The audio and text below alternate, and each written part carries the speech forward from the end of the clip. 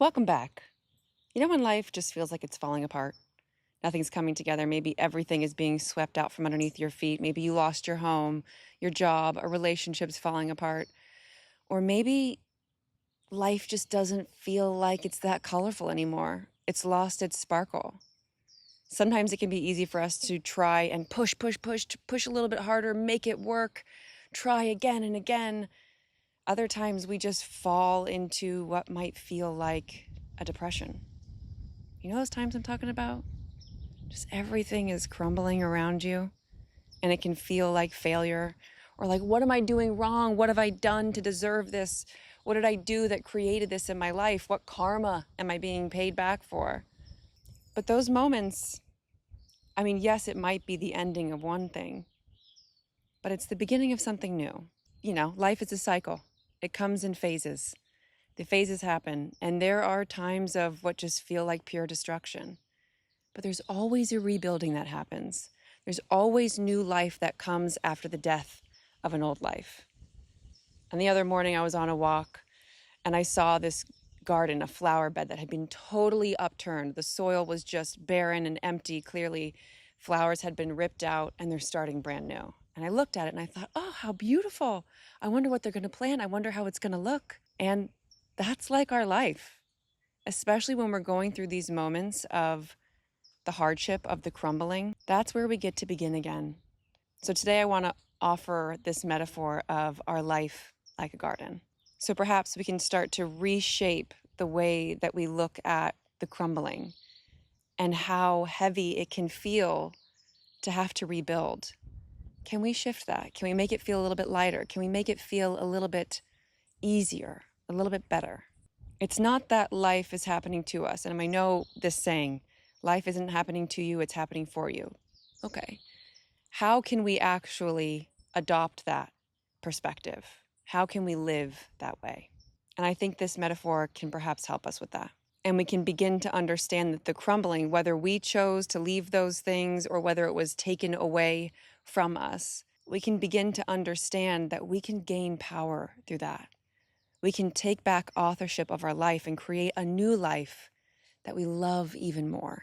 Maybe the old one was beautiful, but something happened where it's just not it anymore. And now we get to create a new one. And we're not trying to control the chaos that's happening. We're learning how to collaborate with it. So let's talk about the cycles, the seasons of life, and how we can plant something new. So phase one of this cycle, the withering. This is what happens when we know that things need to change. In the garden, this looks like the plants dying. They're withering away. They're no longer blooming. The soil looks dry, depleted.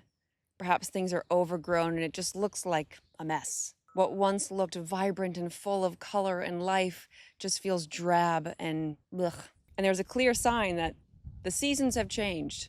Something needs to happen here. That phase in our life looks like what I just described. Maybe we feel stuck, drained, lifeless, uninspired. Perhaps our habits and our relationships feel dull and totally unfulfilling. And a quiet knowing is rising within us that something needs to shift. This decay that we're experiencing is creating the necessary opening that we need for something new to come. Life can't grow on top of old, unfertile ground. We have to go in. We have to rip everything out, turn the soil, and make it healthy again. The endings that we experience, no matter what they look like, they're always an invitation to begin anew. So that gets us to phase two, the uprooting and the clearing of the past. In the garden, this looks like getting out your tools, pulling out all the weeds, all the dead things, turning the soil, finding the dead roots, pulling them out, and the garden's going to be left bare, but it's ready. And this phase in our own life looks like examining the relationships that we have, the habits that we have, and the jobs that we're working. What feels aligned and what doesn't anymore. This is looking at friendships and love relationships. This is where we examine our belief systems, our fears, our patterns. We go in and we really look at things. We're not asking why things are happening. We're looking at what created this. We're looking at old versions of ourselves that, they worked back then, but they've just expired. There's a new way that I'm being called to be in this world, and it is okay, it's safe, and it's exactly what I'm being asked to do, to let those things go. to leave them in the past. This can be a messy process. In the garden, you're getting dirty. You got dirt under your fingernails. It's a mess. It looks like a disaster. But this is such a crucial step. We really got to take time to look at ourselves and say, okay, so what was feeling wrong about that life? What created that? And what do I really want to bring in to the next phase? What are the beliefs that I want to let go of? What are the beliefs about money, about how I can make money, about what success looks like, about who I am, about my own temperament, about what's possible for me? We really look at all of those things. We examine the limiting beliefs and we pull them out. We look at the secrets that we've been hiding, those roots that are hidden in the soil, and we really pull them out.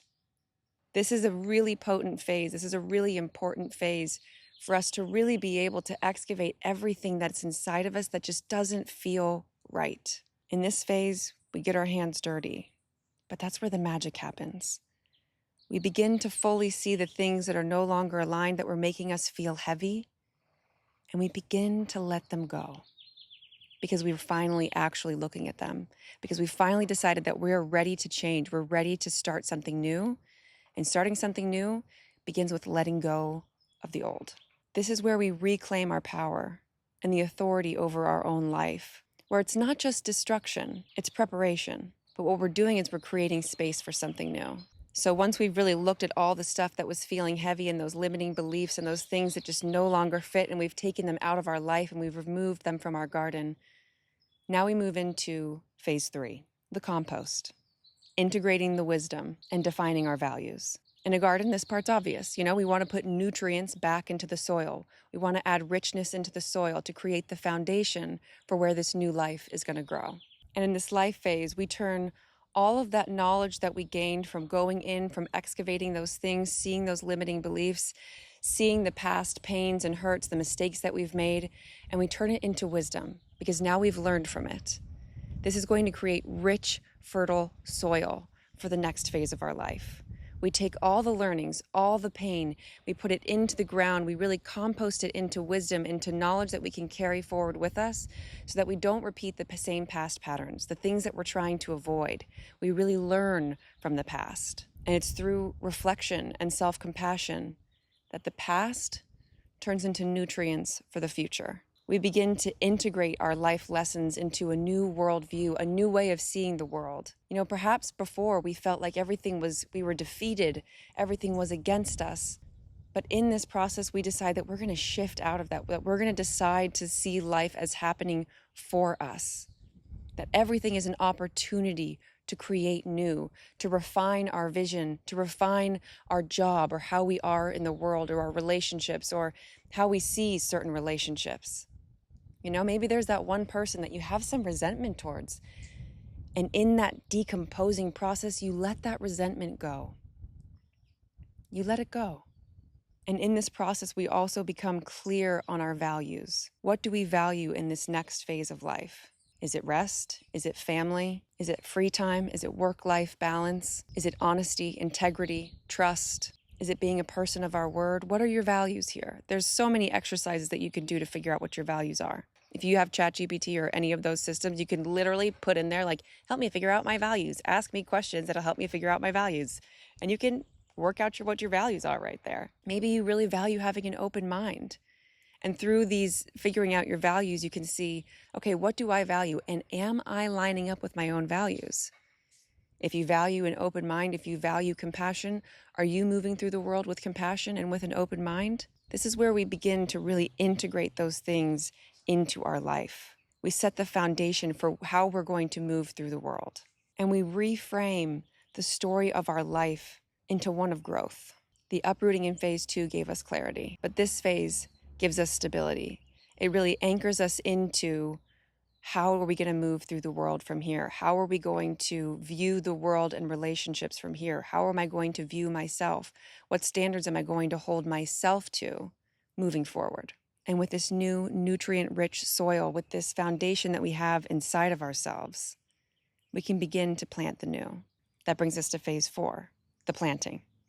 Obviously, in the garden, you're not going to know exactly how you want everything to look. but you may know certain key elements that you want. This is where we decide what's essential in our life. What are the core things that we want to integrate into this next phase of our life? This can look like authentic relationships, where we want to live, grounding rituals. Maybe that looks like exercise. What type of exercise feels good? Maybe that's regular prayer, regular meditation, anything that we can do to ground us here, to regulate our nervous system. It can also look like how we play, how we incorporate spending time in nature, these new habits that we want to develop that are going to keep us grounded and anchored. It's not everything. It's just the things that are absolutely essential, the things that we know for sure that feel really good and nourishing to us. These are our anchor points. You know, the key big plants that are in your garden, maybe it's the backdrop, maybe it's the perennials that you know that are always going to be there. And maybe there's a couple little colorful flowers that you also place because you just want that immediate brightness. That can look like the play, that can look like meditation, that can look like making time to read. These are the foundations that we're setting. These are the anchor points that we're going to come back to, always. This phase doesn't demand perfection. This one is all about intention. It's all about cultivating the things in your life that really feel good, that really support you in this next phase of life. All the additional things are going to come in the next phase, but right now we are anchoring in here. You plant what you know is right, and you trust that with time, more will come. And you trust that clarity will grow with time. And as we anchor in these practices, we keep doing these things that feel really good, the movement, the eating the certain way, living in that place, living from that worldview and that perspective, still staying anchored in the values that we set. Then as time goes, things begin to bloom. Maybe we see new things that want to be added to our life. And that brings us to phase 5, the expansion, adding in more with ease. Now that our nervous systems are totally regulated, we feel good in this new routine, we have these habits that we're doing that feel supportive to us, we can add more into our life again. And there's no rush from that phase to this one. Everything can take time. There's no rush in this life. We're going to be okay. And the more that you anchor in each phase, the more time that you spend really solidly going through each phase, the richer it's going to be, the longer lasting it's going to be, the safer you're going to feel in all of it. So in this expansion phase, in the garden, it looks like adding more flowers, maybe adding some more color. Maybe you're realizing that, oh, I really like doing that. And so you start doing this other thing, or I'm really drawn to this type of community. So you start going to that sort of community. You meet new people enter your life. This is where new connections start to come in. New joy is found. New interests perhaps develop. You want to try new things. Maybe you want to try sewing or pottery or mountain biking or something. We allow ourselves to play, to accept new invitations that come. Life feels rich, but it's not overwhelming because we are anchored through each phase that we've been through up until now. Growth becomes joyful and not forced. When we're living from this state of feeling secure and safe and aligned, and our garden is blooming with these colors, and maybe there's these gorgeous scents that are coming, then that leads us to phase 6. The visitors, the hummingbirds, the butterflies, the bees come, the pollinators come. They're drawn to the beauty and the energy of our garden, just like new opportunities, new people, new things are drawn into our life because we are living from a truly aligned space. We are living a life that we have fully designed, that we have created intentionally. Each phase, each element in our life has been cultivated intentionally by us for a reason that aligns with our values and in the intention of creating a life that is wholly ours and one that we love and feel most alive in. When we feel alive, when we feel this vibrant energy, that's when things really get drawn to us. You know, it's potent. You see someone walking down the street, you can feel it. It doesn't matter. People could be wearing gray and you can just see a sparkle in their eye. There's something that draws your eye to them. That's the energy that we get to cultivate when we view our life as a garden and we intentionally create every aspect of it. Aligned opportunities and synchronicities and offerings show up. We meet the right people, the right support shows up, maybe some miracles begin to happen. There's moments that happen that just feel like divine timing, and they're a reflection of what we've created. And we realize that we never had to chase those opportunities. What we had to do was create the fertile ground and the calm, grounded nervous system, the clarity that invited those things in, that naturally drew those things towards us. The pollinators only arrive when the garden is alive. You don't have to chase the opportunities.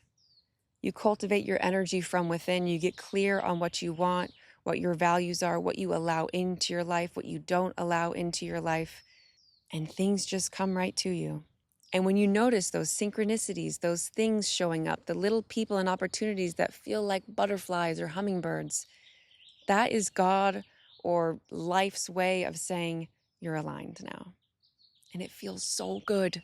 It feels so magical. You've come so far from what felt like absolute destruction in phase one. You've really cultivated your life with intention.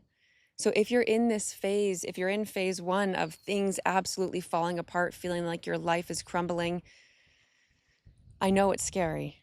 I know it can be intimidating and totally overwhelming. But if we can begin to break this down in phases, if we can begin to see that, okay, phase one, I'm acknowledging that things need to change, that things are falling apart, that things have fallen apart. Phase two, how did that happen? What beliefs can I uproot? What habits can I stop doing now? Because what created that destruction? I want beauty in this next phase. So are there things that I need to shift in my own life? Is it relationships? What is it? So we get messy. We uncover all the things. And then phase three, we take the wisdom from the uncovering that happened, and we really set that foundation. We really determine, okay, what is it that we want to call into our life? What is it the life that we want to live into? And we anchor into those values. In phase four, we begin to bring in the things that we know that we want to anchor into our life, the relationships, the habits, the exercise, the way of eating, the way of viewing the world, moving through the world with a more open mind, with a more compassionate view. And we let ourselves take our time. We let everything be cultivated with intention. We don't just fill our life because we feel like we need these things. Everything is done with intention. And phase five, we begin to find new interests, new hobbies, new things that we're drawn to, and we allow ourselves to go towards them. We allow ourselves to try new things because we feel safe and anchored in who we are. And then in phase six, we begin to see the synchronicities, the magic, the opportunities that are flowing right to us because we feel so secure and whole in our whole being, knowing that this life has been cultivated for us. Our life is always going to be in motion. We're going to go through this cycle multiple times throughout our life. So can we learn to surrender to it? Can we learn to get comfortable in it? Can we learn that the destruction phase means that a new life is coming and I get to create it? I get to determine what I'm going to allow into my life, how I'm going to view this situation. Whether you're in the destruction, the composting, the blooming, your timing is perfect. You are the gardener and the soil. You're allowed to begin again as many times as you need. And maybe you get halfway through the phases and you're like, oh my gosh, I'm still carrying some stuff. I still got some weeds from the old thing. You can start again. Go back to phase one. Let it all die. Pull up the roots. Uncover the things that you don't want to carry, that you forgot, that you just kind of are holding on to out of fear. Start again. You don't have to go all the way through this cycle. Keep going back to the beginning as many times as you need. Because when you really cultivate a life with intention, when you move through it intentionally, when you move through it with self-responsibility, self-awareness, self-compassion, and love, and if we can bring in some excitement and some joy and some play, oh, your garden is going to be gorgeous. Your life's going to be beautiful. It's going to be filled with all the butterflies, all the synchronicities, all the bees, all the pollination. It's going to be, without the allergies, it's going to be gorgeous. So can we learn to surrender to the cycle of life? Can we learn to find the beauty in it, the joy in it? And when we walk past the dirt that's been upturned and someone's ripped out everything in their garden, can we see the potential that's there? Can we say, oh, how exciting. I wonder what they're going to plant. I wonder what they're going to cultivate. It's going to be beautiful. And each garden is unique. None look alike. Just like your life and mine. They're all unique. We get to make it what we want it to be. So may you be the intentional gardener of your life today and every day moving forward, no matter what phase you're in. And know that your journey is beautiful, perfect, and right on time. Let me know what you're growing in your garden or what phase you're in right now, and perhaps how I can support you through it. Thanks for joining me today. I'll see you on the next one.